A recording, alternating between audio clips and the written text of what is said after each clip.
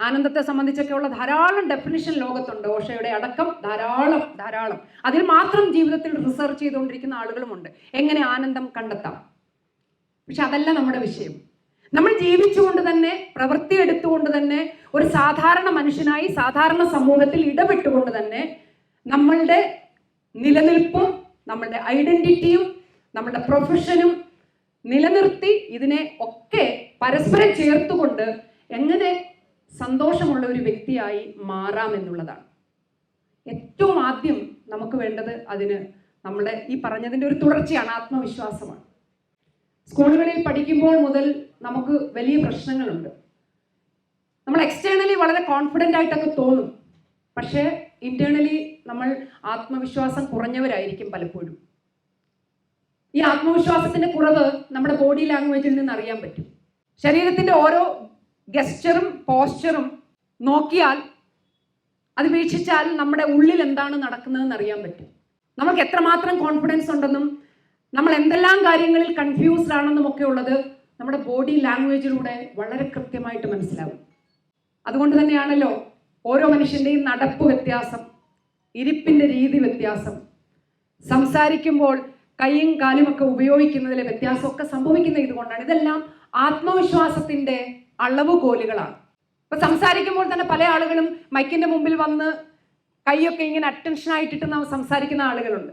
അവരും സംസാരിക്കുകയാണ്, അവരും പ്രസംഗിക്കുകയാണ്. വേറെ ചില ആളുകൾ മൈക്കിൽ ഇങ്ങനെ ഒരു പിടിപിടിക്കും തുടക്കത്തിൽ, അവസാനം വരെ ആ പിടിവിടില്ല. അവർക്ക് പറയാനുണ്ട് ഇതൊക്കെ, പക്ഷേ അവർക്ക് ഇത് വിട്ടാൽ പറച്ചിൽ പോകും. മനസ്സിലായില്ലേ? ഈ മൈക്കേലെ പിടിവിട്ടാൽ പറയാനുള്ളത് കയ്യിൽ പോകും. അപ്പൊ എവിടെയെങ്കിലും ഒന്ന് റിലേ ചെയ്യണം, എവിടെയെങ്കിലും ഒരു താങ്ങ് വേണം, പണ്ടത്തെ ചുമട് താങ്ങി പോലെ. ഇത് നമ്മുടെ വ്യക്തിത്വത്തിന്റെ പ്രശ്നമാണ്. ഇത് നമ്മുടെ ഉള്ളിൽ നടക്കുന്ന ചില ഫുൾഫില്ല് ചെയ്യാത്ത തോട്ടുകൾ നമ്മളെ എപ്പോഴും റിമൈൻഡ് ചെയ്യിപ്പിച്ചുകൊണ്ടിരിക്കുന്നതിന്റെ പ്രതിഫലനമാണ്. ശരീരത്തെക്കുറിച്ചുള്ള ബോധം നമ്മളെ എപ്പോഴും അലട്ടുന്നതിന്റെ പ്രതിഫലനമാണ്. എൻ്റെ കൈ ശരിയാണോ, എൻ്റെ കാല് ശരിയാണോ, എൻ്റെ നോട്ടം ശരിയാണോ, എൻ്റെ ഹെയർ ശരിയാണോ, ഞാൻ ഇന്നിട്ടിരിക്കുന്ന ഈ ഉടുപ്പ് ശരിയാണോ, ഞാൻ ഇങ്ങനെ നിന്നാൽ അവർ എന്നെ എങ്ങനെയായിരിക്കും നോക്കുക, തുടങ്ങി നമ്മളെ അലട്ടുന്ന ഒട്ടേറെ പ്രശ്നങ്ങൾ എല്ലാ സമയവും നമ്മുടെ കൂടെയുണ്ട്. അതിൻ്റെ എല്ലാം ഒരു പ്രതിഫലനമാണ് നമ്മൾ ഇപ്പം അവിടെ നിന്ന് സംസാരിക്കാൻ പറഞ്ഞാൽ എളുപ്പമാണ് എല്ലാവർക്കും, പക്ഷെ ഇവിടെ വന്ന് നിൽക്കാൻ പറഞ്ഞാൽ പല ആളുകളും മടിക്കും, അല്ലേ? സ്റ്റേജിലേക്ക് വന്ന് നിൽക്കൂ, ഇവിടെ വന്ന് 2 വാക്ക് പറയൂ എന്ന് പറയുമ്പോൾ പല ആളുകളും മടിക്കും. കാരണം ഒരു സമൂഹത്തെ അഭിസംബോധന ചെയ്യുക, എല്ലാവരും എന്നെ നോക്കുമ്പോൾ അവരെല്ലാം എന്നെയാണ് നോക്കുന്നത് എന്നുള്ള ചിന്ത ആണ് എനിക്ക് ആദ്യം ഉണ്ടാവുക.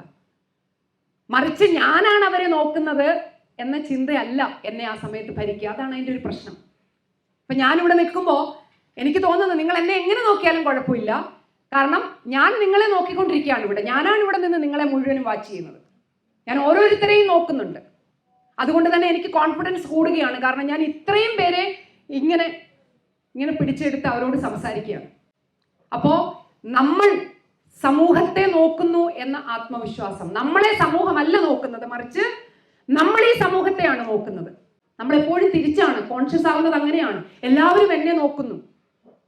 എന്നെ നോക്കുമ്പോൾ അവരെന്റെ കുറ്റം കണ്ടുപിടിക്കും, അല്ലെങ്കിൽ അവരെന്റെ ഇല്ലായ്മകളെ കുറിച്ച് എന്നോട് മോശം വിചാരിക്കും എന്നെ പറ്റി.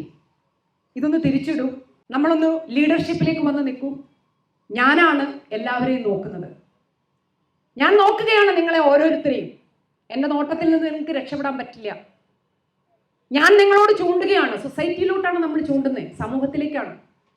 സമൂഹം ഒരാളെ ആക്രമിക്കുന്നു എന്ന് നമ്മൾ പറയില്ലേ? ഇത് തിരിച്ചാകാത്തത് കൊണ്ടാണ്. നമുക്ക് കണ്ണാടി തിരിച്ചു വെക്കാൻ പറ്റണം. നമ്മൾ ഇന്റേണലി നമ്മളെ ഡെവലപ്പ് ചെയ്യാൻ, നമ്മുടെ വ്യക്തിത്വം ഉറപ്പിക്കാൻ, നമ്മുടെ ഐഡന്റിറ്റി സ്ട്രോങ് ആക്കാൻ, നമ്മുടെ നിലനിൽപ്പ് നമ്മൾ ഉണ്ടെന്നുള്ള ഒരു അവസ്ഥയ്ക്ക് വലിയ അടിത്തറ ഉണ്ടാക്കാൻ വേണ്ടി നമ്മൾ കണ്ണാടി നമ്മളിലേക്ക് തിരിച്ചു വെച്ച് നമ്മളോട് സംസാരിക്കണം. മറിച്ച് നമ്മൾ പൊതു ഇടത്തിലേക്ക് ഇറങ്ങുമ്പോൾ നമ്മൾ നേരെ റിവേഴ്സ് ആയിരിക്കണം. നമ്മൾ ഒറ്റയ്ക്ക് നിന്ന് ഈ ലോകത്തെ മുഴുവനും നോക്കുകയാണ്. ഈ ലോകം നമ്മളെ നോക്കണം. അതായിരിക്കണം നമ്മുടെ ഡിറ്റർമിനേഷൻ.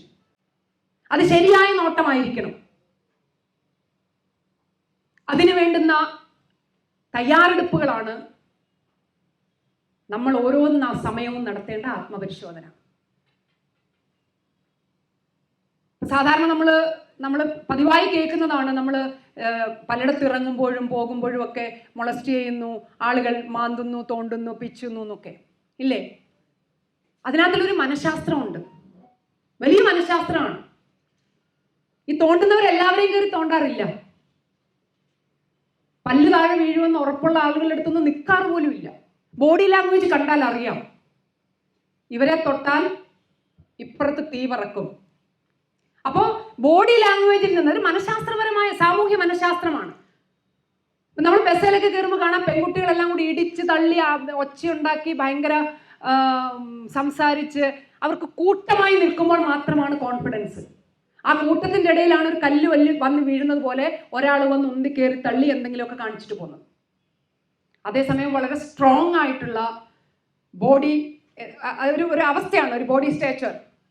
അങ്ങനെ നിൽക്കുന്ന ഒരാളിൻ്റെ അടുത്തേക്ക് ഒരിക്കൽ പോലും ഒരാൾ അപ്രോച്ച് ചെയ്യാൻ തയ്യാറാവില്ല. അപ്പം ഇവിടെ നമ്മൾ ഇന്റേണലായി നമ്മളെ ശാക്തീകരിക്കുന്നതോടൊപ്പം തന്നെ എക്സ്റ്റേണലായുള്ള ശാക്തീകരണവും നമുക്ക് അനിവാര്യമാണ്, നമ്മുടെ വ്യക്തിത്വവും നമ്മുടെ ഐഡന്റിറ്റിയും ഉറപ്പിക്കുന്നതിന് വേണ്ടി. ചിന്തയിൽ ക്ലാരിറ്റി ഉണ്ടായിരിക്കുക എന്നുള്ളത് ഏറ്റവും മനോഹരമായ കാര്യമാണ്. തുടക്കത്തിൽ ഞാൻ പറഞ്ഞു, നമുക്ക് എന്താണ് വേണ്ടത് എന്നുള്ള ക്ലാരിറ്റി. പരമ്പരാഗതമായി നമ്മുടെ സമൂഹത്തിൽ ഉണ്ടാകുന്ന നടന്നുകൊണ്ടിരിക്കുന്ന പല കാര്യങ്ങളുണ്ട്, വളരെ പരമ്പരാഗതമാണ്. പക്ഷെ നമ്മളും അതിനെല്ലാം ഇങ്ങനെ സ്വാഭാവികമായി ഇരയാക്കപ്പെടുന്നു എന്നൊന്നും ഞാൻ പറയില്ല, നമ്മുടെ അനുമതിയോടുകൂടിയാണ് സംഭവിക്കുന്നത്. സത്യത്തിൽ സമൂഹത്തിൽ ഒരു കാര്യവും ഒരാളുടെ മുകളിലും അടിച്ചേൽപ്പിക്കാൻ പറ്റില്ല. നമ്മുടെ മൗനമുണ്ട്, സമ്മതമുണ്ട്. അതുകൊണ്ടാണ്. അതെന്തുകൊണ്ടാണ് സംഭവിക്കുന്നത്? എനിക്ക് എന്താണ് വേണ്ടതെന്ന് എനിക്ക് അറിയാതിരിക്കുമ്പോൾ, എനിക്ക് വേണ്ടി ആരെങ്കിലും എന്തെങ്കിലും തീരുമാനിക്കുമ്പോൾ അതിന് ഞാൻ തല കുനിച്ചു കൊടുക്കും, അല്ലെങ്കിൽ മൗനം, സമ്മതം. അവിടെയാണ് നമ്മളുടെ റോള് നമ്മൾ മിസ്സാക്കുന്നു. എനിക്ക് എന്താണ് വേണ്ടതെന്ന് പറയാൻ എനിക്ക് അറിയത്തില്ലെങ്കിൽ പിന്നെ ഞാൻ എങ്ങനെയാണ് എനിക്ക് റെസ്പെക്ട് വേണമെന്ന് പറയുക? അല്ലെങ്കിൽ എനിക്ക് ഡിഗ്നിറ്റി വേണം, അല്ലെങ്കിൽ എനിക്ക് ഫ്രണ്ട് റോയിൽ ഒരു കസേര വേണം, ഞാൻ അവിടെ ഇരുന്ന് ഒപ്പം ഇരുന്ന് നിങ്ങളോട് സംസാരിക്കും, എൻ്റെ വാക്ക് നിങ്ങൾ കേൾക്കണം എന്നെനിക്ക് എങ്ങനെ ശഠിക്കാൻ പറയും? എങ്ങനെ ഡിമാൻഡ് വെക്കാൻ പറയും? പറ്റും. അപ്പോൾ ഏറ്റവും ആദ്യം തുടങ്ങിയിടത്തേക്ക് പോകാം. ഞാൻ ആരാണ്, ഞാൻ എന്താണ് എന്ന ചോദ്യത്തിൽ നിന്ന് എനിക്ക് എന്താണ് വേണ്ടത് എന്ന കാര്യത്തിന് ക്ലാരിറ്റി ഉണ്ടാവണം. ആ ക്ലാരിറ്റി വളരെ പരമപ്രധാനമാണ്. നമ്മളിന്ന് നമ്മുടെ സമൂഹത്തിൽ കാണുന്ന ഒട്ടേറെ കാര്യങ്ങൾ, അത് വിദ്യാഭ്യാസമാകട്ടെ, വിവാഹമാകട്ടെ, അതിനുശേഷമുള്ള ജീവിതമാകട്ടെ, ഞാൻ പെണ്ണുങ്ങളുടെ കാര്യം മാത്രമല്ല, ആണുങ്ങളുടെയും നമ്മുടെ സമൂഹത്തിന്റെ ഒരു ക്രോസ് സെക്ഷനാണ്. എല്ലാ കാര്യങ്ങളിലും ഈ ഒരു തീരുമാനക്കുറവ്, ഓരോരുത്തർക്കും എന്താണ് വേണ്ടത് എന്ന ഒരു ഡിസിഷൻ മേക്കിങ്ങിന്റെ കുറവ്, അതിന്റെ ഒരു പ്രതിഫലനമാണ് നമ്മുടെ സമൂഹത്തിൽ കാണുന്ന എല്ലാ തരം പ്രശ്നങ്ങളും. നമുക്കൊക്കെ വേണ്ടി മറ്റൊരാൾ തീരുമാനം എടുക്കുമ്പോൾ അത് അവരുടെ ചോയ്സിലാണ് എടുക്കുന്നത്, അവരുടെ അഭിരുചിയാണ്. നമ്മൾ ഹോട്ടലിൽ പോയി ഭക്ഷണം കഴിക്കുമ്പോൾ ഹോട്ടലിന്റെ മുതലാളി തീരുമാനിക്കുന്ന മെനു ആണ് അവിടെ, അല്ലേ? അതേസമയം നമ്മുടെ വീട്ടിൽ വെക്കുമ്പോൾ നമ്മുടെ ഇഷ്ടത്തിനുള്ള ഭക്ഷണമാണ് നമ്മൾ ഉണ്ടാക്കി കഴിക്കുന്നത്. അതുപോലെ തന്നെയാണ് നമ്മുടെ ജീവിതം. നമ്മുടെ ജീവിതത്തിന് തീരുമാനങ്ങൾ നമ്മളുടെയും കൂടി ചോയ്സ് ആയിരിക്കുമ്പോൾ, ഇതിനർത്ഥം അച്ഛനമ്മമാരെ ധിഖരിക്കാനോ അങ്ങനെയൊന്നുമല്ല, അങ്ങനെയൊന്നും ആരും വ്യാഖ്യാനിച്ചേക്കരുത്. ഇതൊരു മ്യൂച്വൽ ഡിസ്കോഴ്സാണ്. പരസ്പരമുള്ള ധാരണ, പരസ്പരമുള്ള ചർച്ച ഓരോ കുടുംബങ്ങളിലും സംഭവിക്കേണ്ടതുണ്ട്. കുടുംബങ്ങളാണ് നമ്മളുടെ ഇപ്പോഴത്തെ ഏറ്റവും വലിയ അടിസ്ഥാന ഇൻസ്റ്റിറ്റ്യൂട്ട്.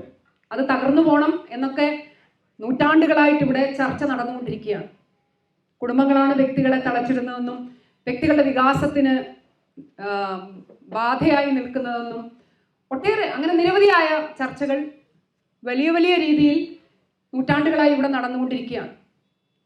പക്ഷെ ഇപ്പോഴും കുടുംബം നമുക്കിവിടെ ഉണ്ട്. ആ ഉള്ള കുടുംബത്തിന്റെ വാതായനങ്ങൾ തുറന്നിടാൻ നമുക്ക് പറ്റണം. അവിടെ ഉള്ള എല്ലാ വ്യക്തികളും മ്യൂച്വലായി എഗ്രി ചെയ്യാൻ പറ്റുന്ന ഓരോ ഡിസിഷനിലും എല്ലാവരുടെയും ഒപ്പീനിയൻ ഉണ്ടാകുന്ന ഒരു അവസ്ഥയിലേക്ക് കുടുംബത്തെ മാറ്റാൻ നമുക്ക് എന്ത് റോൾ എടുക്കാൻ പറ്റും? അവിടെയാണ് ഇപ്പോഴത്തെ നിങ്ങളുടെ ഓരോരുത്തരുടെയും റോള്. എല്ലാവരുടെയും കയ്യിൽ ഒരു മൊബൈൽ ഫോൺ ഉള്ളത് കൊണ്ട് എല്ലാവരും അവരവരുടെ സാമ്രാജ്യത്തിൽ അവരവിടെ എല്ലാവരുടെയും കയ്യിൽ ഒരു മൊബൈൽ ഫോണുണ്ട്. അപ്പൊ നമ്മൾ ഒറ്റയ്ക്ക് ഒരു കോണ്ടിനെന്റിൽ ആരോരുമില്ലാത്ത ഒരു രാജ്യത്ത് ജീവിക്കുന്നു എന്നാണ് നമ്മൾ കരുതുന്നത്, അല്ലേ? നമ്മൾ എന്താണ് കാണുന്നതെന്ന് ആരും കാണുന്നില്ല. പക്ഷെ ഒന്നുണ്ട് കേട്ടോ, ഗൂഗിൾ അമ്മാവൻ കാണുന്നുണ്ട്. നമ്മൾ എന്ത് സെർച്ച് ചെയ്താലും അത് അവർ കാണുന്നുണ്ട്. പക്ഷെ നമ്മൾ വിചാരിക്കുന്നത് നമ്മൾ എന്താണ് കാണുന്നത്, എന്താണ് കേൾക്കുന്നത്, എന്താണ് സെർച്ച് ചെയ്യുന്നത് ആരും കാണുന്നില്ല. അടച്ചിട്ട മുറിയിൽ അല്ലെങ്കിൽ കൈവെള്ളയിലിരിക്കുന്ന ഫോണിൽ നമ്മൾ നമ്മളുടേതായ ഒരു ലോകം സൃഷ്ടിക്കുകയാണ്, നമ്മുടേതായ ഒരു ആസ്വാദനം കണ്ടെത്തുകയാണ്, നമ്മുടേതായിട്ടുള്ള ശാന്തിയും സമാധാനവും അനുഭവിക്കുകയാണ് എന്ന് നമ്മൾ വ്യർത്ഥമായി വിചാരിക്കുന്നു. ഇവിടെ ഒളിച്ചോടലാണ് ഓരോരുത്തരും ചെയ്തുകൊണ്ടിരിക്കുന്നത്. കൺഫ്രണ്ട് ചെയ്യാനുള്ള അല്ലെങ്കിൽ അവരവന് വേണ്ടിയും നമുക്ക് ചുറ്റും നിൽക്കുന്നവർക്ക് വേണ്ടിയും എന്തെങ്കിലും ഒരു വാക്കുരിയാടി അവനവന്റെ അവസ്ഥയും ചുറ്റും നിൽക്കുന്നവരുടെ അവസ്ഥയും ഒരു ചെറിയ മാറ്റം ഉണ്ടാക്കാനുള്ള ഒരു ഉത്തരവാദിത്വത്തിൽ നിന്ന് ഒളിച്ചോടുകയാണ്. പ്രശ്നമില്ലല്ലോ, ഒരു കോൺട്രഡിക്ഷനും ഇല്ല. പക്ഷേ നമ്മുടെ വ്യക്തിപരമായ ജീവിതത്തിന് പുറത്തേക്ക് നോക്കിയാൽ, സമൂഹത്തിലേക്ക് ഇറങ്ങിയാൽ നിരവധി കോൺട്രഡിക്ഷൻസ് ആണ്. സംഘർഷ ഭൂമിയാണ് നമ്മളുടെ ജീവിക്കുന്നതിന് ചുറ്റുമുള്ള ഇടം. നമ്മൾ നിൽക്കുന്ന മണ്ണ് സംഘർഷ ഭൂമിയാണ്. പക്ഷെ പലപ്പോഴും നമ്മളെ അതൊന്നും ബാധിക്കുന്നില്ല. നമ്മളുടെ ആലോചനയും നമ്മളുടെ ചിന്താരീതിയും ഒക്കെ ഈ മുൻപേ പോകുന്ന ഗോവുതന്റെ പിൻപേ ഗമിക്കും ബഹുഗോക്കളെല്ലാം എന്ന പോലെയാണ്. ഞാൻ എൻ്റെതായി എന്തെങ്കിലും നിർമ്മിക്കണം, ഞാൻ എൻ്റെതായ ഒരു വാക്കെങ്കിലും ഇവിടെ അവശേഷിപ്പിക്കണം. ഈവൻ എൻ്റെ കുടുംബത്തിൽ, എൻ്റെ ഇൻസ്റ്റിറ്റ്യൂഷനിൽ, ഞാൻ ഇടപെടുന്ന ബന്ധുക്കളുടെ ഇടയിൽ, സുഹൃത്തുക്കളുടെ ഇടയിൽ ഞാൻ അവരിൽ നിന്നൊക്കെ വ്യത്യസ്തനായി ഒരഭിപ്രായമെങ്കിലും പറയണം എന്ന ഒരു തോന്നൽ നമുക്ക് എപ്പോഴും ഉണ്ടായി തുടങ്ങുന്നോ അപ്പോഴാണ് നമ്മൾ എന്ന വ്യക്തി ജനിക്കുന്നത്. അവിടെ മുതലാണ് നമ്മളാകാൻ തുടങ്ങുന്നത്. അതിനു മുമ്പ് നമ്മൾ ജനിച്ചു, അച്ഛനും അമ്മയും നമുക്ക് പേരിട്ടു, അവർക്ക് ഇഷ്ടമുള്ള സ്കൂളിൽ കൊണ്ടുപോയി ചേർത്തു. അത് കഴിഞ്ഞ് അവർക്ക് ഇഷ്ടമില്ലാതെ വന്നപ്പോൾ അവർ അവിടെ നിന്ന് മാറ്റി ട്രാൻസ്ഫർ ആയപ്പോൾ വേറെ സ്കൂളിൽ കൊണ്ടുപോയി ചേർത്തു. അത് കഴിഞ്ഞ് നവോദയ സ്കൂളിൽ വിട്ടു, അല്ലെങ്കിൽ KVയിൽ വിട്ടു, പിന്നെ കേരള സിലബസിൽ മാറ്റി CBSE ആക്കി. ഇങ്ങനെ ഒരു പ്രോസസ് ഇങ്ങനെ നടക്കുകയാണ്. നമ്മൾ അതിന് പിന്നാലെ പോയിക്കൊണ്ടിരിക്കുകയാണ്. അവസാനം പ്രൊഫഷണൽ കോളേജിന്റെ കോഴ്സിന്റെ ടൈം എത്തുന്നു, അപ്പോഴും ഒരു തെരഞ്ഞെടുപ്പ് നടക്കുന്നു. പിന്നെ വിവാഹത്തിന്റെ സമയം എത്തുന്നു, അവിടെയും ഒരു തെരഞ്ഞെടുപ്പ് നടക്കുന്നു. വളരെ അപൂർവമായ ആളുകൾ ഇപ്പോൾ സ്വന്തമായി ചൂസ് ചെയ്യുന്നുണ്ട്. അതിനപ്പുറത്തേക്ക് ഒക്കെ നമ്മളെ ആരും നയിച്ചുകൊണ്ടിരിക്കുകയാണ്. അത് പലപ്പോഴും നമ്മുടെ രക്ഷകർത്താക്കളാകാം, നമ്മുടെ സിസ്റ്റം ആകാം, നമ്മുടെ പൊതുസമൂഹത്തിന്റെ ചില ധാരണകളാകാം. ശരിയെക്കുറിച്ചും തെറ്റിനെക്കുറിച്ചും ഒക്കെയുള്ള ധാരണ നിർമ്മിക്കുന്നത് നമ്മളല്ല, അതാണ് മെജോറിറ്റിയാണ്. മെജോറിറ്റി പറയുന്നതാണ് എല്ലാവർക്കും ആപ്തവാക്യം. അതെങ്ങനെയോ ഒരു അറിയാതെ നമ്മുടെ ഇടയിൽ വന്നുപോയതാണ്. ജനാധിപത്യത്തെ സംബന്ധിച്ചുള്ള ഒരു ധാരണയും ജീവിതത്തിന്റെ നിലപാടുകളെ സംബന്ധിച്ചുള്ള ധാരണയും തമ്മിൽ വളരെ മിക്സായിട്ട് കിടക്കുകയാണ്.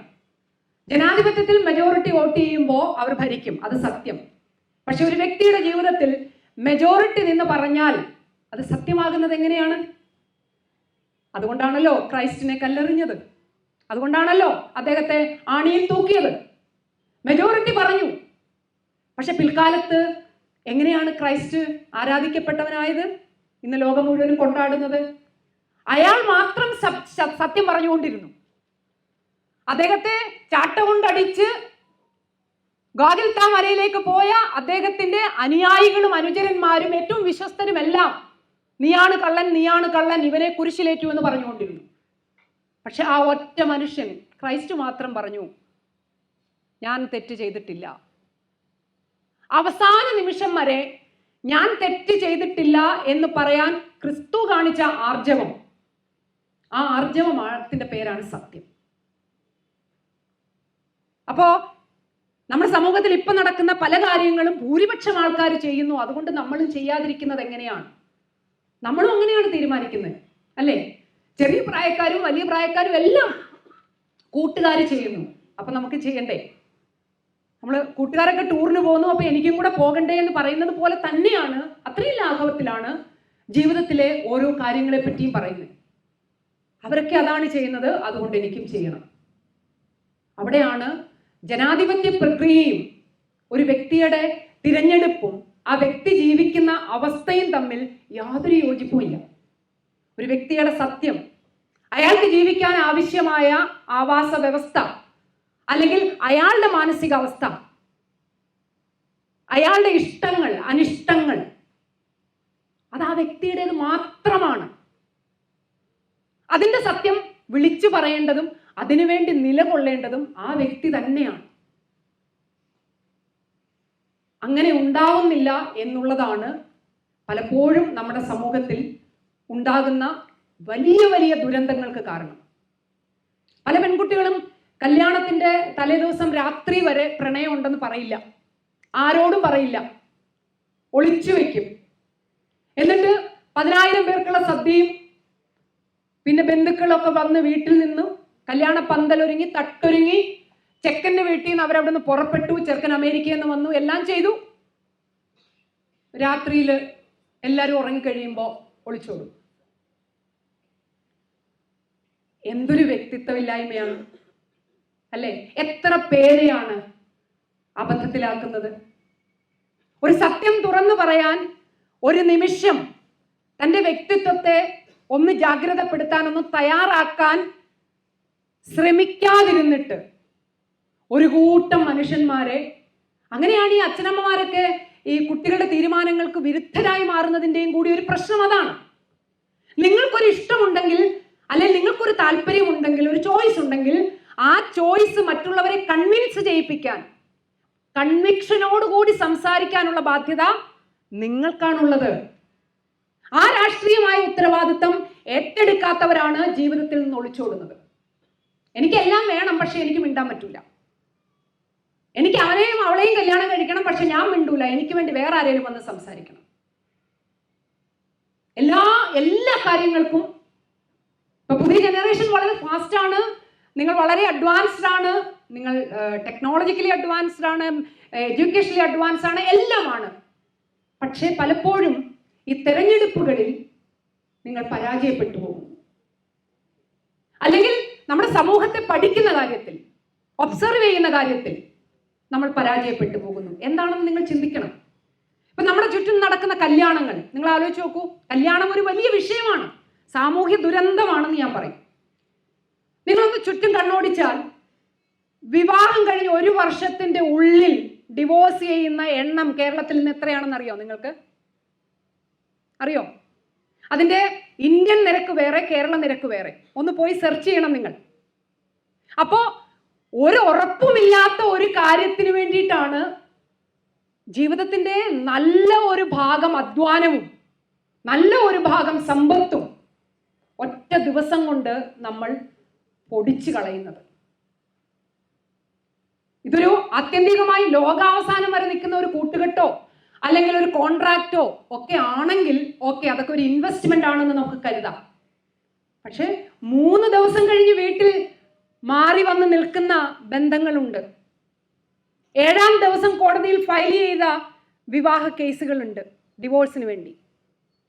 ഒരു സ്ഥിരതയുമില്ലാത്ത, ഒരു ഉറപ്പും ആർക്കും കൊടുക്കാൻ പറ്റാത്ത, കോടികൾ പൊടിച്ച് വിവാഹം നടത്തുന്ന അച്ഛനമ്മമാർക്ക് സ്വന്തം മക്കളുടെ ജീവിതം ഉറപ്പുള്ളതായിരിക്കും, ഇവർ ആജീവനാന്തം ജീവിക്കും എന്ന ഒരു ഗ്യാരണ്ടിയും ഒരിടത്തും കൊടുക്കാൻ പറ്റില്ല. എന്നിട്ടും അച്ഛനമ്മമാർ കോടികൾ പൊടിക്കുന്നു. ഇതെല്ലാം മുമ്പേ പറഞ്ഞ പോലെയാണ്. എല്ലാവരും ചെയ്യുന്നു, അപ്പൊ നമ്മളും ചെയ്യണം. സത്യത്തിൽ നമ്മുടെ സമൂഹം പഠിക്കേണ്ടത് വേറിട്ടവരായി മാറാനാണ്. നമ്മൾ വ്യത്യസ്തരായി മാറുക എന്നുള്ളതായിരിക്കണം നമ്മുടെ ഒരു സ്ലോഗൻ. അവിടെയാണ് നമുക്കൊന്നും ബാധിക്കില്ല, നമ്മളെ ഒന്നും ബാധിക്കില്ല. അവരെന്തും ചെയ്തോട്ടെ, അയൽവീട്ടിൽ എന്തും നടക്കട്ടെ, അവരെത്ര മാമാങ്കവും കാണിക്കട്ടെ, പക്ഷെ നമ്മളെ അത് ബാധിക്കില്ല. കാരണം നമ്മളത് ചെയ്യാൻ ഉദ്ദേശിച്ചിട്ടുള്ളവരല്ല എന്ന ദൃഢനിശ്ചയം അത് ഉണ്ടാക്കിയെടുക്കുക എന്നുള്ളതാണ്. അല്ലെങ്കിൽ ഈ പറഞ്ഞതുപോലെ നമ്മൾ എല്ലാവരും ചെയ്യുന്ന കാര്യങ്ങൾ ആർക്കോ വേണ്ടി, പല രക്ഷിതാക്കളോടും സംസാരിക്കുമ്പോൾ അവർക്ക് ആർക്കും താല്പര്യമില്ല. പക്ഷെ എല്ലാവരും ചെയ്യുകയല്ലേ, നമ്മൾ ചെയ്യാതിരുന്നാൽ എങ്ങനെയാണ്? ഈ ഒരു തോന്നൽ, അത് നമ്മളുടെ എന്തോ ഒരു കുറവാണ് എന്ന് നമ്മൾ മനസ്സിലാക്കണം. നമ്മൾ ബാക്കി എല്ലായിടത്തും മെച്ചമാണ്. അതിന് സ്വന്തം അച്ഛനമ്മമാർക്ക് ധൈര്യം കൊടുക്കേണ്ടത് നിങ്ങൾ ഓരോരുത്തരുമാണ്. നമ്മുടെ തിരഞ്ഞെടുപ്പുകൾ നമ്മുടെ സന്തോഷം തരുന്നതാകണം. ആർഭാടങ്ങളിൽ നിന്ന് സന്തോഷം ഉൽപ്പാദിപ്പിക്കുമായിരുന്നെങ്കിൽ ഈ രാജ്യത്തുള്ള മുഴുവൻ മനുഷ്യരും സന്തോഷമുള്ളവരാകുമായിരുന്നു. ഈ രാജ്യത്ത് വലിയ വലിയ ജോലി ചെയ്യുന്നവർ ഇപ്പൊ ജോലി ചെയ്യാത്തവർ വളരെ കുറവാണ്. ജോലി ചെയ്ത് അധ്വാനിച്ച് സമ്പത്തുണ്ടാക്കി കുടുംബം നടത്തുന്ന സ്ത്രീകളുടെ എണ്ണം ഇന്ന് സമൂഹത്തിൽ വളരെ കൂടുതലാണ്. പക്ഷെ ആ സ്ത്രീകളിൽ എത്ര പേർ സന്തുഷ്ടരാണ്? ഇന്ന് കുടുംബം പുലർത്താൻ വേണ്ടി അധ്വാനിക്കുന്ന സ്ത്രീകളിൽ 99% ആളുകളും ഭയങ്കരമായ മാനസിക സംഘർഷത്തിലാണ്. കാരണം അവർ ഒരേ സമയം ഈ രണ്ടറ്റം കൂട്ടിമുട്ടിക്കാൻ ഓടുകയും കുട്ടികളുടെ കാര്യം, സമൂഹത്തിന്റെ കാര്യം, പിന്നെ അവരവരുടെ കാര്യം ഇതെല്ലാം കൂടെ മാനേജ് ചെയ്ത് മറ്റൊരു വഴി കൂടെ ഏറുന്ന കടം, വലിയ അസന്തുലിതാവസ്ഥ വ്യക്തി ജീവിതത്തിലും സമൂഹത്തിലും നമ്മൾ അറിയാതെ ഉൽപ്പാദിപ്പിക്കപ്പെട്ടുകൊണ്ടിരിക്കുകയാണ്. അപ്പൊ തൊഴിലിനെയും വരുമാനത്തെയും അതിനെ വിനിയോഗിക്കുന്നതിനെയും ഒക്കെ എങ്ങനെ നമ്മുടേതായ രീതിയിൽ നമ്മൾ മാനേജ് ചെയ്യുന്നു എന്നിടത്താണ് നമ്മുടെ സന്തോഷം. അവിടെയാണ് നമ്മുടെ വ്യക്തിത്വം, നമ്മുടെ ഐഡന്റിറ്റി, നമ്മുടെ നിലനിൽപ്പ് അഥവാ എക്സിസ്റ്റൻസ് ഇതൊക്കെ കൂടിച്ചേർന്ന് കിടക്കുന്ന ഒരു വ്യക്തിയുടെ സമഗ്രമായ വളർച്ച. ആ വളർച്ച ഒരു ദിവസം കൊണ്ടുണ്ടാവില്ല. മനഃപൂർവ്വമായി നമ്മൾ നിർമ്മിച്ചെടുക്കേണ്ടതാണ്. നമ്മൾ ഓരോരുത്തരും ഓരോ ബാക്ക്ഗ്രൗണ്ടിൽ നിന്നാണ് വരുന്നത്, അല്ലേ? ഒരാളുടെയും ബാക്ക്ഗ്രൗണ്ട് മറ്റൊരാളുടേത് പോലെയല്ല. അവിടെ തന്നെ നമ്മൾ ഓരോരുത്തരും യൂണീക്കാണ്. നമ്മളുടെ ഇടയിൽ ഒന്നും ഒരു സമാനതയുമില്ല, ഒരു കാര്യത്തിനും സമാനതയില്ല. അതുകൊണ്ട് തന്നെ വളരെ എളുപ്പമാണ് നമ്മൾക്ക് യൂണീക്കായി മാറാൻ. കാരണം ഞാൻ എൻ്റെ കുട്ടിക്കാലത്ത് കഴിച്ച ഭക്ഷണമല്ല ഇന്നിവിടെ ഇരിക്കുന്ന പലരും കഴിച്ചിട്ടുണ്ടാവുക. നമ്മുടെ ഓരോ വീടുകളും ഓരോ സാംസ്കാരിക ഇടനാഴികളാണ്. അവിടുത്തെ ഭക്ഷണത്തിന്റെ രുചി വേറെയാണ്, അവിടുത്തെ ആഘോഷങ്ങളുടെ രീതി വേറെയാണ്, അവിടുത്തെ മനുഷ്യന്മാർ തമ്മിലുള്ള ഇടപെടലുകളും കൊടുക്കൽ വാങ്ങലുകളും ഒക്കെ വളരെ വ്യത്യസ്തമാണ്. ഈവൻ ബന്ധുക്കൾ തമ്മിൽ അങ്ങോട്ടും ഇങ്ങോട്ടും പറയുന്ന ഭാഷ പോലും വളരെ യുണീക്കാണ്. അപ്പൊ അങ്ങനെയുള്ള ഓരോ ഇടങ്ങളിൽ നിന്ന് വരുന്ന നമ്മൾ എങ്ങനെയാണ് ഒരുപോലെ പെരുമാറാനും ഒരുപോലെ സംസാരിക്കാനും ഒരുപോലെ ആഘോഷങ്ങൾ നടത്താനും വേണ്ടി ഇറങ്ങി പുറപ്പെടുന്നത്? അതിൻ്റെ പിന്നിൽ ഒരു സാമൂഹ്യ മനഃശാസ്ത്രമുണ്ട്. നമ്മൾ അറിയാതെ തന്നെ നമ്മൾ ഓരോരുത്തരും കമ്പോളത്തിന്റെ ഇരകളാണ് എന്ന കാര്യം നമ്മൾ അറിയുന്നതേ ഇല്ല. നമ്മൾ ഓൾറെഡി വളരെ വ്യത്യസ്തരാണ്. എന്നെ പോലെ ഈ ലോകത്ത് വേറൊരാളും ഇല്ല എന്നുള്ള കാര്യം എനിക്ക് നന്നായിട്ടറിയാം. അതേപോലെ ഇവിടെ ഇരിക്കുന്ന ഓരോരുത്തരും വളരെ വളരെ വളരെ വ്യത്യസ്തരാണ്. പക്ഷേ ആ വ്യത്യസ്തതയുടെ പ്രതിഫലനം സമൂഹത്തിൽ ഉണ്ടാകുന്നില്ല എന്നുള്ളതാണ് ഏറ്റവും വലിയൊരു പ്രശ്നം. അവിടെയാണ് നമ്മുടെ ഐഡന്റിറ്റി പുറത്തേക്ക് വരുന്നില്ല എന്നത് നമുക്ക് കാണാൻ പറ്റുന്നത്. നമ്മളുടെ ബേസ് എന്താണോ ആ ബേസിൽ നിന്നുകൊണ്ട്, നമ്മുടെ ചിന്ത എന്താണോ ആ ചിന്തയെ കണക്ട് ചെയ്തുകൊണ്ട്, മറ്റാരുടെയും തെറ്റായ ഇൻഫ്ലുവൻസ് ഇല്ലാതെ നമ്മളെ എങ്ങനെ രൂപപ്പെടുത്താൻ പറ്റും, അവിടെയാണ് നമ്മളുടെ ആനന്ദം. ഉള്ളതുകൊണ്ട് ആനന്ദിക്കുകയല്ല, ഉള്ളതിനെ പ്രോജ്വലിപ്പിച്ചുകൊണ്ട്, അതിനെ എൻഹാൻസ് ചെയ്തുകൊണ്ട്, അതിനെന്തൊക്കെ പരിസരത്ത് നിന്ന് കാര്യങ്ങളെ സാംശീകരിക്കണമോ അതൊക്കെ സാംശീകരിച്ചുകൊണ്ട്, അതൊരു വ്യക്തിഗതമായ പാഠമാണ്. ആ ലെസൺ നമുക്ക് എവിടെ നിന്നും പഠിക്കാൻ പറ്റില്ല. ഒരു ക്ലാസ് മുറികളിൽ നിന്നും ഒരു പ്രഭാഷണത്തിൽ നിന്നും പഠിക്കാൻ പറ്റുന്നതല്ല വ്യക്തിഗതമായ വളർച്ച. ചില ഇൻപുട്ടുകൾ എടുക്കാം നമുക്ക്. ചില ആളുകളുടെ സംഭാഷണത്തിൽ നിന്നോ ഒരു പുസ്തകം വായിക്കുന്നതിൽ നിന്നോ ഒരു കവിതാ ശകലത്തിൽ നിന്നോ ഒക്കെ ചിലപ്പോൾ അതിനുള്ള ഒരു മോട്ടിവേഷൻ നമുക്ക് കിട്ടിയേക്കാം. അതിൻ്റെ ഒരു വഴി നമുക്ക് തുറന്നു കിട്ടും. പക്ഷെ നടക്കേണ്ടത് നമ്മൾ തന്നെയാണ്. ആ വഴിയിലെ കല്ലും മുള്ളും തിരിച്ചറിയേണ്ടതും ആ വഴിയെ നമുക്ക് അതിദൂരം നടക്കാൻ സുഗമമായ പാതയാക്കി മാറ്റേണ്ടതും ആ ബാധ്യത നമ്മളുടേതാണ്. തീർച്ചയായും ഇവിടെ ഇരിക്കുന്ന പ്രൊഫഷണൽ കോഴ്സ് പഠിക്കുന്ന നിങ്ങൾ ഓരോരുത്തർക്കും മറ്റുള്ളവരുടെ ജീവിതത്തെ അറ്റൻഡ് ചെയ്യുന്നവരാണ്, അഡ്രസ്സ് ചെയ്യുന്നവരാണ്. മറ്റുള്ളവരുടെ പ്രശ്നങ്ങൾക്ക് പരിഹാരം, ആരോഗ്യപരമായ പ്രശ്നങ്ങൾക്ക് പരിഹാരം ഉണ്ടാക്കി കൊടുക്കുന്നവരാണ്. നിങ്ങൾക്ക് നിങ്ങളുടെ ശാരീരിക ആരോഗ്യത്തെ നോക്കാനും മാനസികാരോഗ്യത്തെ ശ്രദ്ധിക്കാനും, ശാരീരികാരോഗ്യവും മാനസികാരോഗ്യവും വളരെ പരസ്പര പൂരകങ്ങളായിട്ടുള്ളതാണ്. ഇത് രണ്ടും ചേർന്നുള്ള സമൂഹത്തിൽ വളരെ വേറിട്ട ഐഡന്റിറ്റിയുള്ള വ്യക്തികളായി അവനവനെ പോസ്റ്റ് ചെയ്യാൻ, സോഷ്യൽ മീഡിയയിൽ പോസ്റ്റ് ചെയ്യുന്ന പോലെയാണ്, പോസ്റ്റിംഗ് ആണ്. അവനവനെ പോസ്റ്റ് ചെയ്യുക. എവിടേക്ക്? സമൂഹത്തിലേക്ക്, നമ്മുടെ സുഹൃത്തുക്കളുടെ ഇടയിലേക്ക്, ബന്ധുക്കളുടെ ഇടയിലേക്ക്. അവിടെയാണ് നിങ്ങളുടെ അഭിപ്രായങ്ങൾക്ക് വിലയുണ്ടാവുക. നിങ്ങൾ കാര്യമാത്ര പ്രസക്തമായ അഭിപ്രായം വേണ്ട രീതിയിൽ, വേണ്ട അളവിലുള്ള ശബ്ദത്തിൽ, വേണ്ട മോഡുലേഷനിൽ നിങ്ങളുടെ അച്ഛനമ്മമാരോട് പറഞ്ഞാൽ അവർ കൃത്യമായും അത് അറ്റൻഡ് ചെയ്യും. ആ സ്വരത്തിൽ ഉണ്ടാവും നിങ്ങളുടെ ഗൗരവം, ആ പ്രസന്റ് ചെയ്യുന്ന രീതിയിൽ ഉണ്ടാകും നിങ്ങൾക്ക് ആ വിഷയത്തോടുള്ള ആഭിമുഖ്യം അല്ലെങ്കിൽ നിങ്ങളുടെ നിശ്ചയദാർഢ്യം. അപ്പം നമ്മളുടെ നിശ്ചയദാർഢ്യവും നമ്മളുടെ കമ്മിറ്റ്മെന്റും നമ്മളുടെ ഇൻവോൾവ്മെന്റുമാണ് നമ്മളെ മറ്റുള്ളവരുടെ മുമ്പിൽ ബഹുമാന്യരാക്കി മാറ്റുന്നത്. ഞാൻ എത്ര പറഞ്ഞിട്ടും അച്ഛൻ കേട്ടില്ല, അല്ലെ എനിക്കൊരു വിലയില്ല, ഞാൻ പറഞ്ഞാൽ എൻ്റെ കാര്യത്തിൽ, അങ്ങനെയല്ല. അവിടെ നമ്മൾ പറയുന്നതിന് എന്തോ ഒരു പ്രശ്നമുണ്ട്. ഒരു പ്രാവശ്യം കേൾക്കുന്നില്ലെങ്കിൽ പഠിച്ച് പറയാൻ ശ്രമിക്കണം നമ്മൾ. കാരണം ആവശ്യം നമ്മുടേതാണ്. മറ്റുള്ളവരെ ബോധ്യപ്പെടുത്തുക എന്നുള്ളത് ഉത്തരവാദിത്തമുള്ള ഓരോ പൗരരുടെയും ലക്ഷ്യമാണ്. സാമൂഹ്യ ജീവികൾ എന്നുള്ള തരത്തിൽ നമ്മുടെ അച്ഛനമ്മമാരെയോ സുഹൃത്തുക്കളെ മാത്രമല്ല, സമൂഹത്തിലെ ഓരോ വ്യക്തികളോടും സംവദിക്കാനും അവരിൽ ഒരു ചെറിയ ചലനമെങ്കിലും ഉണ്ടാക്കാൻ ബാധ്യതപ്പെട്ടവരാണ് ഹോമോസാപ്പിയൻസ് ആയ നമ്മൾ. കാരണം അവരിൽ ഉണ്ടാകുന്ന മാറ്റമാണ് നമ്മൾക്ക് ജീവിക്കാൻ അനുഗുണമായ ഒരു ആവാസ വ്യവസ്ഥ സൃഷ്ടിക്കാൻ എളുപ്പമാകുന്ന വഴി. അത് സാധാരണ ഇപ്പൊ എന്താ നടക്കുന്നത്? നമ്മൾ നമ്മളുടെ കാര്യം മാത്രമാണ് നോക്കുന്നത്. എൻ്റെ വീട്, എൻ്റെ കുട്ടികൾ, എൻ്റെ കംഫർട്ട് സോൺ, എനിക്ക് സഞ്ചരിക്കാനുള്ള വഴി, അല്ലെങ്കിൽ എൻ്റെ എൻ്റെ എൻ്റെ എൻ്റെ കുടുംബം. അവിടുന്ന് വിട്ട് നമുക്കൊറ്റയ്ക്ക് ഈ സമൂഹത്തിൽ ജീവിക്കാൻ പറ്റില്ല. ഈ സമൂഹത്തിൽ ജീവിക്കണമെങ്കിൽ ഈ സമൂഹത്തിലെ മെജോറിറ്റി വരുന്ന മനുഷ്യന്മാർ പരസ്പര പൂരകങ്ങളായി ജീവിക്കുന്ന ഒരിടമായി ഇത് മാറണം. ഇന്നുള്ള വർദ്ധിച്ചു വരുന്ന പല കാര്യങ്ങൾക്കും കാരണം നമ്മൾ ഏകപക്ഷീയമായി അവനവനെ കുറിച്ച് മാത്രം ചിന്തിക്കുന്നവരായി ക്രമേണ പറഞ്ഞ ഓരോ റൂമുകളിലേക്ക്, ഓരോ ഫോണുകളിലേക്ക്, ഓരോ വ്യക്തികളും അവരവരുടെ മനസ്സുകളിലേക്ക് കുടിയേറി കൂടുകൂട്ടിക്കൊണ്ടിരിക്കുന്നതിൻ്റെ ഭാഗമാണ്. നമ്മൾ ആ കൂടുകൾ പൊളിക്കണം.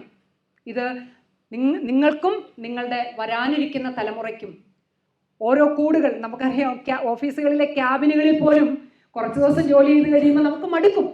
കാരണം കുറച്ചുകൂടി വിശാലമായ ഒരു റൂം ഉണ്ടായിരുന്നെങ്കിൽ നന്നായിരുന്നു എന്ന് നമ്മൾ വിചാരിച്ചു പോകും. ഒരു ഹാളിലായിരുന്നു കുറച്ചും കൂടെ എയർ കിട്ടിയിരുന്നെങ്കിൽ എന്നൊക്കെ നമ്മൾ വിചാരിച്ചു പോകും. അങ്ങനെയുള്ള സ്ഥലങ്ങളിൽ നമുക്ക് കുറച്ച് സമയമേ ഇരിക്കാൻ പറ്റുള്ളൂ.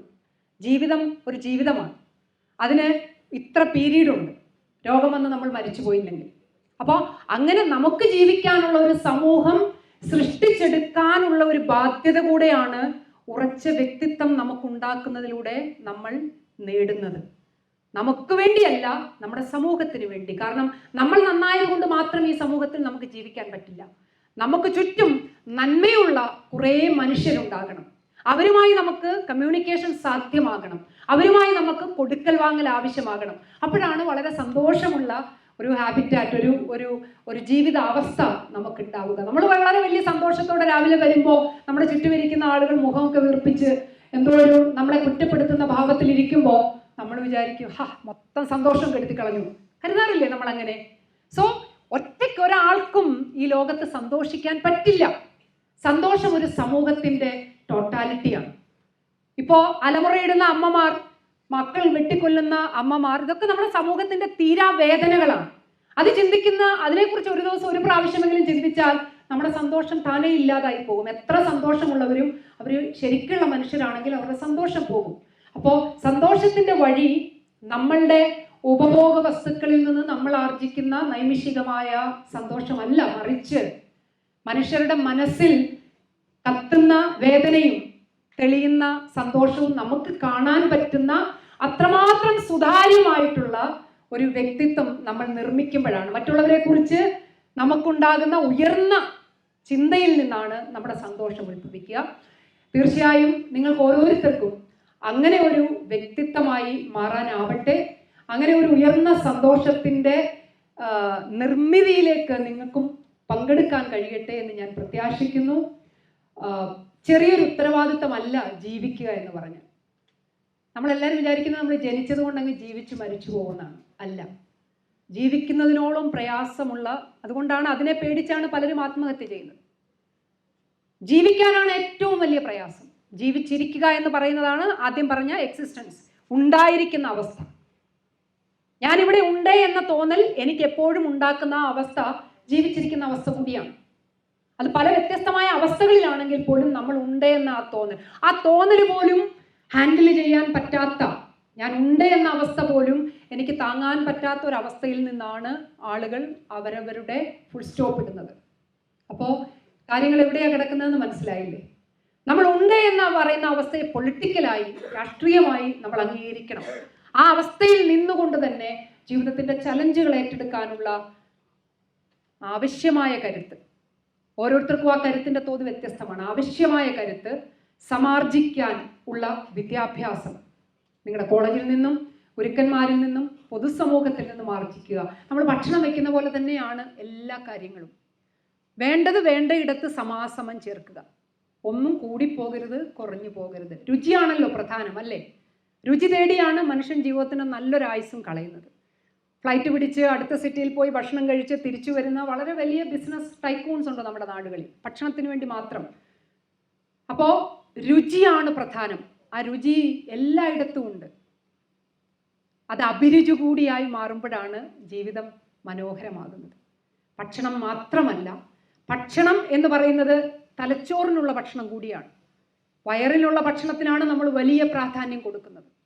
തലച്ചോറിനുള്ള ഭക്ഷണം കൂടി വൈവിധ്യതയോടുകൂടി അന്വേഷിച്ച് കണ്ടെത്താനുള്ള ഒരു ശ്രമമാണ് നമുക്കിന്ന് ആവശ്യം. ഭക്ഷണത്തിൻ്റെ വിപ്ലവമാണ് ഇന്ന് ലോകത്ത് നടക്കുന്നത്. അപ്പോൾ എല്ലാ കോണ്ടിനെന്റുകളിലെയും ഭക്ഷണം നമുക്ക് ഈ കൊച്ചു കേരളത്തിൽ അവൈലബിൾ ആണ്. തിരുവനന്തപുരം സിറ്റിയിൽ അവൈലബിൾ ആണ്. പണ്ടൊക്കെ വല്ലപ്പോഴും ആളുകളൊന്ന് വിദേശത്ത് പോകുമ്പോഴാണ് ഈ ഭക്ഷണത്തിൻ്റെ പേര് പോലും കേട്ടിട്ടുള്ളത്. ഇപ്പം തിരുവനന്തപുരത്ത് നമ്മുടെ വീട്ടിലിരുന്നു കൊണ്ട് നമുക്ക് ഏത് ഭൂഖണ്ഡത്തിലെയും ഭക്ഷണം ഓർഡർ ചെയ്ത് വരുത്തി കഴിക്കാൻ പറ്റുന്നു. ആമാശയത്തിൻ്റെ ആവശ്യം കമ്പോളം സാധിച്ചു തന്നു. ആമാശയത്തിൻ്റെ അഭിരുചിക്ക് അങ്ങനെ ആശുപത്രിയിൽ അവസാനമാകുന്നു. പക്ഷെ തലച്ചോറിൻ്റെ അഭിരുചിക്കും ആവശ്യത്തിനും ആര് കണ്ടുപിടിച്ചു തരും? ഒരു കമ്പോള വ്യവസ്ഥയും ഒരു സ്വിഗ്ഗിയും ഒരു സൊമാറ്റോയും നിങ്ങളുടെ തലച്ചോറിന് ആവശ്യമായ ബുദ്ധിയും ഭാവനയും നിങ്ങൾക്ക് വീട്ടിലെത്തിച്ചു തരില്ല. അതാണ് ഏറ്റവും ആദ്യം നിങ്ങൾ ആലോചിക്കേണ്ടത്. അത് നിങ്ങളുടെ അന്വേഷണത്തിൻ്റെ, നിങ്ങളുടെ ജീവിതത്തിൻ്റെ മുഴുവൻ അന്വേഷണത്തിൻ്റെയും ഫലമായി നിങ്ങൾക്ക് ലഭിക്കുന്നതാണ്. ആമാശയത്തിൻ്റെ ഭക്ഷണത്തോടൊപ്പം തലച്ചോറിൻ്റെ ഭക്ഷണം കൂടി കണ്ടെത്താനുള്ള, അതിനുവേണ്ടി കൂടി ഒരു ഹണ്ടിങ്, നിങ്ങൾക്ക് വേണ്ട ഭക്ഷണം ഏതെന്ന് കണ്ടെത്തി അത് ജീവിതത്തിൻ്റെ ഭാഗവും പ്രാക്ടീസുമാക്കി മാറ്റുന്നിടത്താകട്ടെ നിങ്ങളുടെ ഓരോരുത്തരുടെയും സന്തോഷവും സൗഖ്യവും നിങ്ങളുടെ വേറിട്ട വ്യക്തിത്വം സമൂഹത്തിൽ ഉറപ്പാക്കുന്നതും നിങ്ങളുടെ ജീവിതാവസ്ഥയ്ക്ക് കുറച്ചും കൂടി പ്രൊമനൻസ് ഉണ്ടാകുന്നതും, നിങ്ങളുണ്ട് എന്ന അവസ്ഥയ്ക്ക് നിങ്ങളുടെ അച്ഛനമ്മമാർ അതിനെ അംഗീകരിച്ചു തരുന്നതും, നിങ്ങളുടെ എക്സിസ്റ്റൻസ് ഒരു വ്യക്തി എന്നുള്ള തരത്തിൽ, അതാണായാലും പെണ്ണായാലും, നമ്മുടെ അഭിപ്രായങ്ങളുടെയും നമ്മുടെ ആവശ്യങ്ങളുടെയും അടിസ്ഥാനത്തിൽ അതിന് അംഗീകാരം ലഭിക്കുന്ന ഒരവസ്ഥയിലേക്ക് വരണമെങ്കിൽ ഈ തലച്ചോറിൻ്റെ ഭക്ഷണം നിരന്തരമായി കൊടുത്തുകൊണ്ടിരിക്കണം. ആമാശയത്തിൻ്റെ ഭക്ഷണത്തിൽ കുറച്ച് കുറഞ്ഞാലും നമുക്ക് സപ്ലിമെൻ്റ് ഒക്കെ കൊടുക്കാം, അല്ലേ? എല്ലാത്തിനും സപ്ലിമെൻറ്റുകളുണ്ട്. പക്ഷേ തലച്ചോറിൻ്റെ ഭക്ഷണത്തിൽ കുറവ് വന്നാൽ അത് വലിയ അപകടമുണ്ടാക്കും. ആ അപകടത്തിൽ നിന്ന് നിങ്ങൾക്ക് അത്ര പെട്ടെന്നൊന്നും കരകയറാൻ പറ്റില്ല. കാരണം ഈ തലച്ചോറിൻ്റെ ഭക്ഷണം കുറയുന്നിടത്താണ് നിങ്ങൾ പലവിധ ക്രൈമുകൾ കമ്മിറ്റ് ചെയ്യുന്നത്. അറിവില്ലായ്മയുടെ ഭാഗമായി, തിരിച്ചറിവില്ലായ്മയുടെ ഭാഗമായി, വിവേകം ഉപയോഗിക്കാൻ പറ്റാത്തത് കൊണ്ട്, ലോജിക്ക് അപ്ലൈ ചെയ്യാൻ പറ്റാത്തത് കൊണ്ട് പലപ്പോഴും നമ്മൾ പലതരം മിസ്റ്റേക്കുകളിൽ ചെന്ന് ചാടും.